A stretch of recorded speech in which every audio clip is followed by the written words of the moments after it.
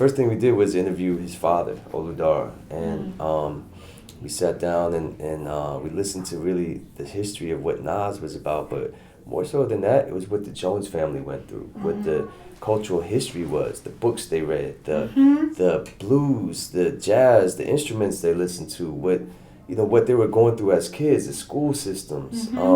That to us was really fascinating to hear about from a family perspective, what the issues were that was a prequel to Illmatic. That to us made me realize we have a bigger story than the music. We have a story of generation.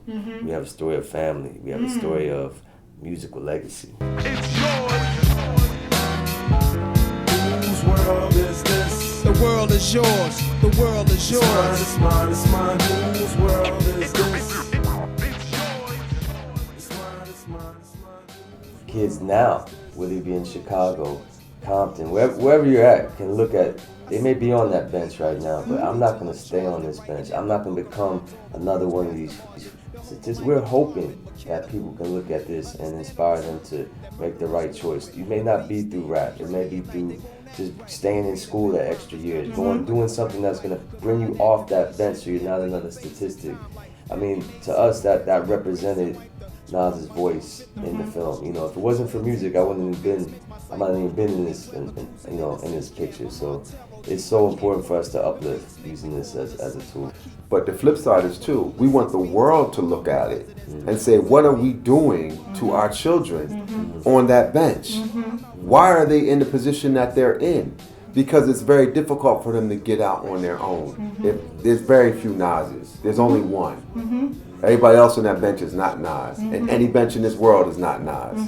So we have to look at what are we doing to our children? So what is our responsibility outside of it? We don't have the answers. We're just presenting to you what's going on in the world in that time. It's what it represents and what we're showing you. It exists out there. As we speak. As we speak. Somebody just caught it right now. Right. And what we wanted to show was what Nas was showing. Nas was telling the world with Illmatic, this all exists out here. Just because I said it in such a beautiful, poetic way, doesn't mean that I'm the one who, it didn't happen with this.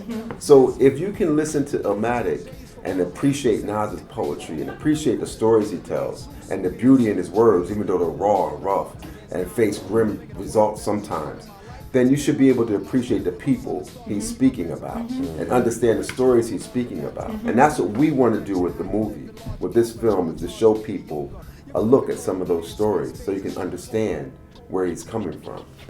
We just learned now that this film will screen at Rikers. Wow. It will screen in the school systems. We're working on the curriculum for that as we speak. Not, I was going to say us personally, we have Martha Diaz, who's a pioneer in women's rights and hip hop and youth issues, is working with Tribeca's Department of Education. Oh, that's awesome. And this film will be in the school system for kids to identify their roots, their family, their culture.